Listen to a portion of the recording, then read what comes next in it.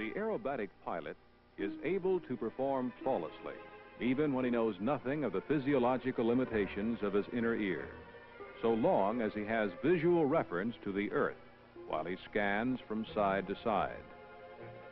It's only when he loses his visual reference that he becomes subject to the false and dangerous sensations of spatial disorientation. Almost as dangerous and equally as confusing can be any one of the many seemingly harmless visual illusions that may confuse and threaten a pilot's life. You'll discover both the problems and some solutions in this film.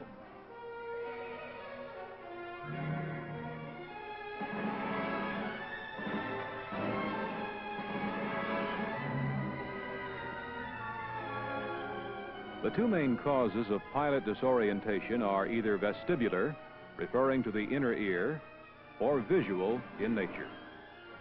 We begin with some visual illusions which can affect every pilot, whether he has his instrument ticket or not.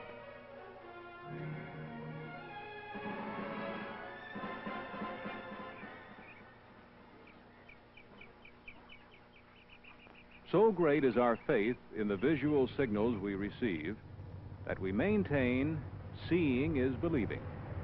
A more fitting statement might be what we see is what we think we see. For example, here's something you must do whenever you come in for a landing. Judge the runway length. Looking at the two lines, AY and AX, how much longer is AX? Before answering, let's remove the surrounding terrain. They're actually identical.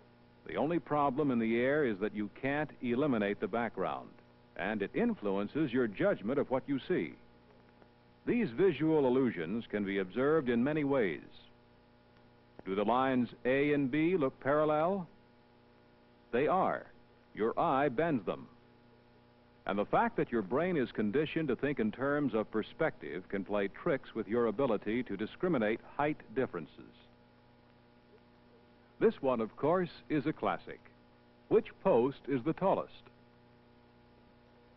By now, you have the pattern. They are all the same height. How about this one? It introduces another factor, light, or more correctly, shadow. The three large mounds, when turned over, mysteriously appear to have been dense all the time. Actually, all of these aspects of vision, perspective, depth perception, shadows, are critical to the task of flying. They're the visual cues your mind needs and uses to make a successful landing. When landing in the high country, for instance, what looks and feels like a normal glide path, especially at night, may be entirely inadequate if the runway has either an upslope or a downslope. A normal approach to a level runway is about a 3.5 or 4 degree angle, right? No particular problem. However, if you were to use your normal perspective to set up an approach to an upslope runway, you'd be dragging the trees and perhaps not make the runway at all. And if you set up your normal approach to a downslope runway, your glide angle would be excessively steep, and you might very well overshoot because of excessive airspeed. How about the problems of visual cues at night? Here's a simulated runway with lights of different intensities as we turn on final. Most pilots would feel that the aircraft would be level about now. Actually, it's quite a few degrees off, enough to give trouble, particularly in a crosswind. How about the stars at night? Every pilot has mistakenly lined up on one sometime or another. Or the slanting cloud formation that's had you flying in a banked attitude or climbing toward a fictitious horizon. A thoughtful glance at the turn and bank would have told this pilot he was flying with one wing low. And to keep going in a straight line, he was holding opposite rudder. The slip indicated here tells the story. The list of visual illusions is seemingly endless, but the solution is quite simple. Be alert to situations that are potentially disorienting, and then when they seem to contradict your visual sense, do what the gauges say. Trouble really begins when there are no visual references. When we're on the ground, the combined input from several senses tells us which way is up. Sight gives us a frame of reference. We can see where we are in relation to fixed objects. Feeling gravity's pull on our muscles and joints tells us which way is down. And special parts of our inner ear help give us our sense of balance and orientation. In the absence of visual cues, accelerations can be confusing. Their tugs misinterpreted as gravitational pulls. The result is often disorientation or pilot's vertigo. That's why, without adequate instruments and the ability to use them, a pilot should avoid situations where visual references are obscured. No smart pilot would take off in instrument conditions without an IFR rating and the right equipment. But it's the brief and hazardous exposures to IFR conditions that you think you have enough experience to handle that can lead to tragedy. Next to failing to obtain or maintain flying speed, the greatest number of general aviation fatalities are the VFR pilots who continue flight into bad weather. So your best protection is to avoid those perilous weather conditions. And if you do get caught briefly, have the discipline to believe your instruments, not your impulses. We know that when you're getting signals on 3 different sensory channels resulting in a message contrary to what your instruments say, it takes a lot of discipline not to react instinctively.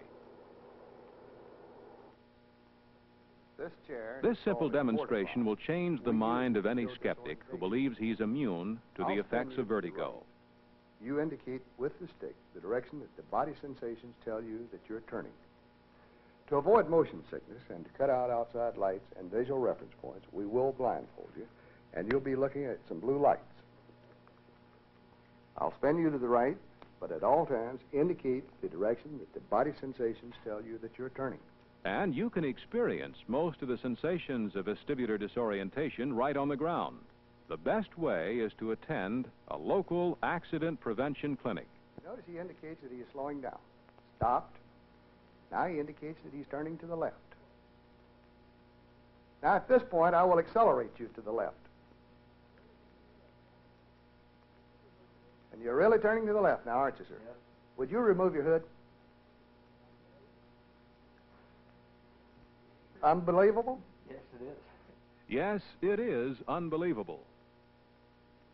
But by looking at the remarkable mechanics of the inner ear, we can learn how it was able to confuse our subject.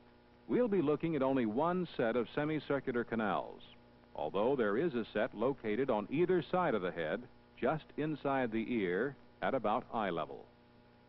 The 3 canals, each in a different axis, correspond to the roll, pitch, and yaw planes of any good gyro. Let's look at the movement of just one axis as an example. A cutaway of the canal, which would sense angular accelerations in yaw. Shaped something like the shell of a snail, the canal is filled with the fluid. Microscopic hairs embedded in the cupola sense the movement of the fluid. Let's see what happens in our subject's inner ear when he's rotated.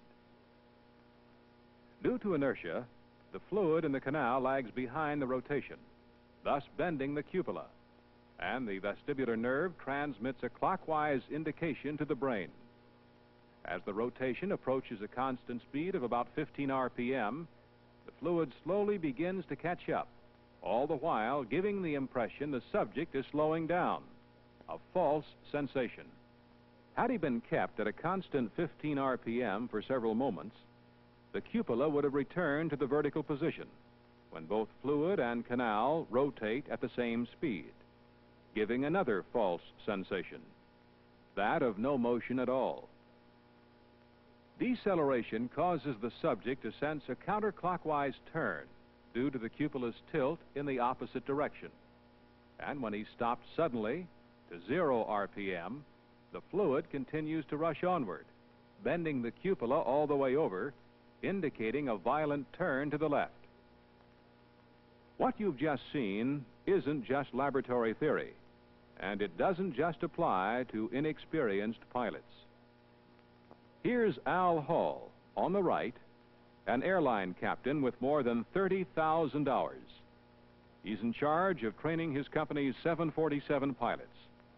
Obviously, if there's anyone who should be able to outguess the seat of his pants, it should be Al. Let's watch and see if our theory is correct.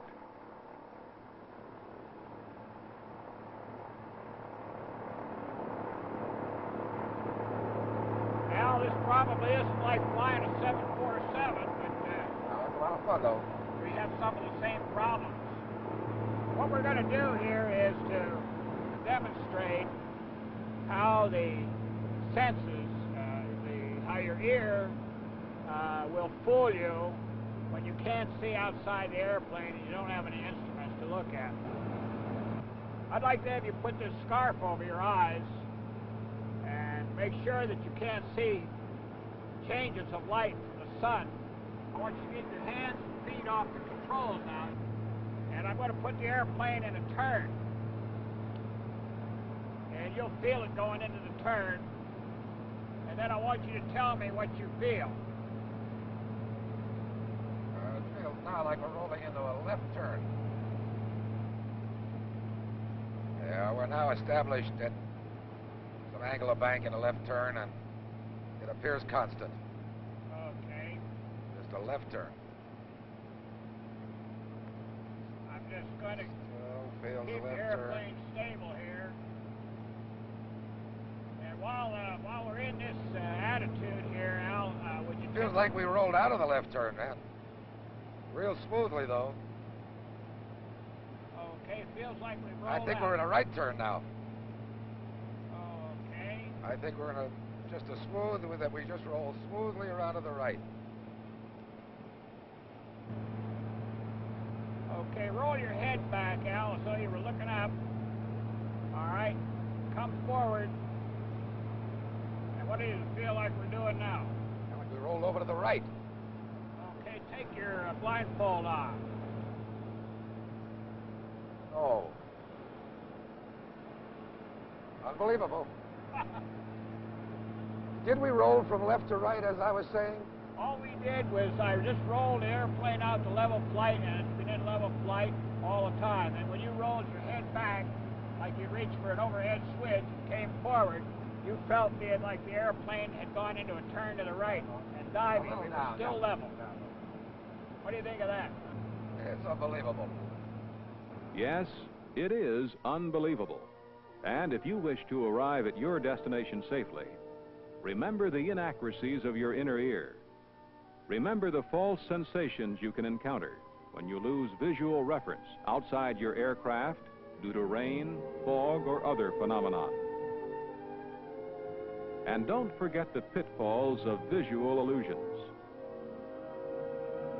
and how your eyes can deceive you as easily as your inner ear. Briefly put, learn to live with your instruments. It makes good sense.